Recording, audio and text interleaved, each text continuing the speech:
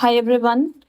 We're going to study the new topic of new NCRT chemistry, that is exploring mixtures and their separations. In the previous classes like 6 7 standard me we have already discussed the type of mixtures. You've must heard the name mixtures. Let's discuss it briefly now. Mixtures. As the name suggests, mixture means mixing of many things. Many components dissolve together form mixtures. But in chemistry, we discuss two types of mixtures, that is homogeneous mixtures and heterogeneous mixtures. आपने सुना होगा कुछ mixtures जो अच्छे से dissolve हो जाते हैं, like sugar crystals in water, salt crystals in water. जैसे ही आप इनको वाटर में डिसॉल्व करते हो, ये एकदम से डिसअपियर हो जाते हैं, आपको दिखाई नहीं देते वेयर द पार्टिकल्स गो. तो सच type of mixtures which dissolves well they form homogeneous mixtures in which the solute particles like sugar or salt they dissolve well. इतना अच्छे से डिसॉल्व हो जाते हैं कि उनके अंदर कोई सेपरेशन पता नहीं चलता. आप कभी भी सॉल्ट को वाटर में डालोगे तो वो इतना क्विकली डिसअपियर हो जाएगा, डिसॉल्व हो जाएगा कि आपको उसके पार्टिकल्स दिखाई नहीं देंगे और आप देख के बता नहीं पाओगे कि उसमें सॉल्ट है या it is plain water. Such type of mixtures are called homogeneous mixtures. Then we have heterogeneous mixtures. इसका मतलब वो mixtures जो अच्छे से dissolve नहीं होते और the particles जो आप dissolve कर रहे हैं वो आपको clearly visible हैं, उनके अंदर clear separation है, they do not dissolve well, they are heterogeneous mixtures. That means for example oil in water, sand in water, chalk powder in water. ये सब क्या है, इसको अगर आप पानी में डिज़ोल्व करेंगे तो ये अच्छे से डिज़ोल्व नहीं होगा. It will settle down at the bottom और आपको इनके पार्टिकल्स क्लियरली विजिबल होंगे. तो हम ये नहीं कहेंगे कि ये बहुत अच्छे से डिज़ोल्व हो जाते हैं, इनके अंदर कोई सेपरेशन दिखाई नहीं देता. Such type of mixtures are categorised as heterogeneous mixtures. So let's study कि हमारा न्यू एनसीईआरटी क्या कहता है. According to the new NCERT, a well-stirred mixture of sugar and water is equally sweet in the first and last sip. Such a mixture is called homogeneous mixture. जो भी sugar को आप water में dissolve करते हैं तो sugar evenly distribute होता है. फर्स्ट लेयर भी उतना ही मीठा होगा जितना कि लास्ट लेयर है. दैट मीन्स हम कहेंगे शुगर इक्वली डिस्ट्रीब्यूट हुआ है पूरे वाटर में. Such mixture is called homogeneous mixtures और true solutions. For example vinegar, आपने नाम सुना होगा. Vinegar is acetic acid in water और वो इतना अच्छे से डिसॉल्व होता है कि आप उनको सेपरेट नहीं कर सकते या देखने से नहीं बता सकते. पूरा का पूरा सॉल्यूशन एक जैसा ही टेस्ट करेगा. Aerated drinks like soda drinks, cold drinks, उनके अंदर भी कार्बन डाइऑक्साइड इन वाटर है और वो इवनली डिस्ट्रीब्यूटेड है, पूरे में स्प्रेड आउट है. इसका मतलब ऐसे सॉल्यूशंस हमेशा होमोजेनियस होते हैं. होमो वर्ड का मीन्स है सेम, हमेशा उनका कॉम्पोजिशन सेम ही रहता है, पूरे में एक जैसा टेस्ट होगा, पूरे में एक जैसा विजिबिलिटी होगा. It is same throughout the mixture. On the other hand, if you are taking a stirred mixture of sand and water, अगर आप सैंड को वाटर में डालोगे तो ऑब्वियसली वो यूनिफॉर्म नहीं है. As you can see in the figure, आपको कुछ पार्टिकल्स यहाँ पे क्लियरली विजिबल हैं जो कि सैंड के हैं. अपर लेयर में उतने पार्टिकल्स विजिबल नहीं हैं. That means it is not evenly distributed. यहाँ पे काफ़ी ज़्यादा हाई अमाउंट में पार्टिकल्स हैं और यहाँ पे कम अमाउंट में पार्टिकल्स हैं. तो ऐसे पार्टिकल्स जिसमें आपको सैंड के पार्टिकल्स इजीली विजिबल हैं और ये सेटल डाउन भी हो रहे हैं टाइम के साथ, तो such a mixture is not evenly distributed. आप इसको सेम कॉम्पोजिशन नहीं कह सकते बिकॉज यहाँ पे कॉम्पोजिशन हाई है और अपर लेयर में कॉम्पोजिशन लो है. तो such mixtures are called heterogeneous mixtures. Now the question is the mixture of oil and water also heterogeneous? Yes, ये हमने ऑलरेडी स्टडी किया है. ऑयल भी वाटर में अच्छे से डिज़ोल्व नहीं होता है. आपको दिखाई देता है कि ऑयल की लेयर ऊपर है और वाटर की लेयर नीचे है. तो such mixture is also heterogeneous mixture.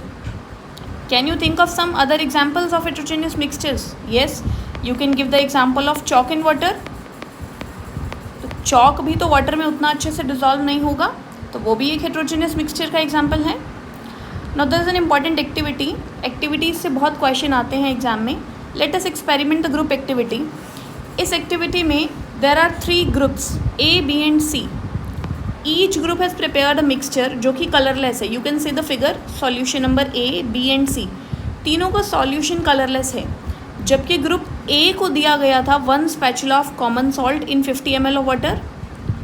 Group B को दिया गया था 1 spatula of chalk powder in 50 ml of water. और ग्रुप C को दिया गया था few drops of milk to the 50 ml of water. तो उन्होंने अपना सॉल्यूशन बनाया.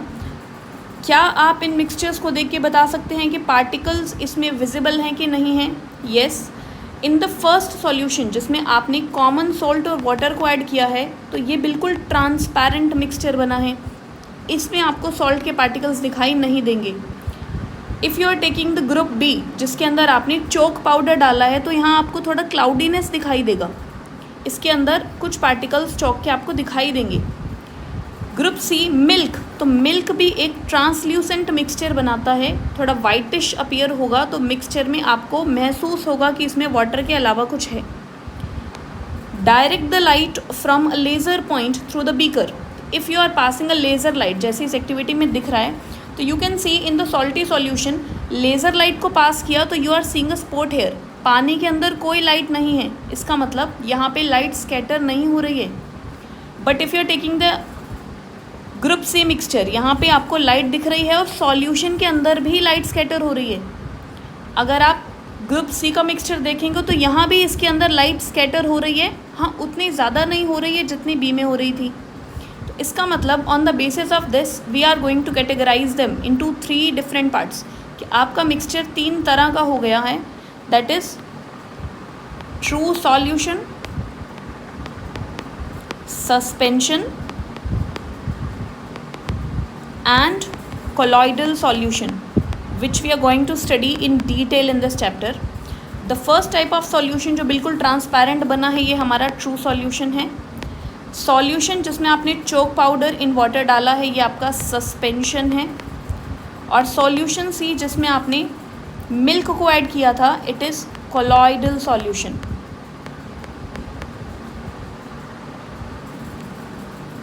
Predict what would you observe in each beaker if you leave them undisturbed for few minutes.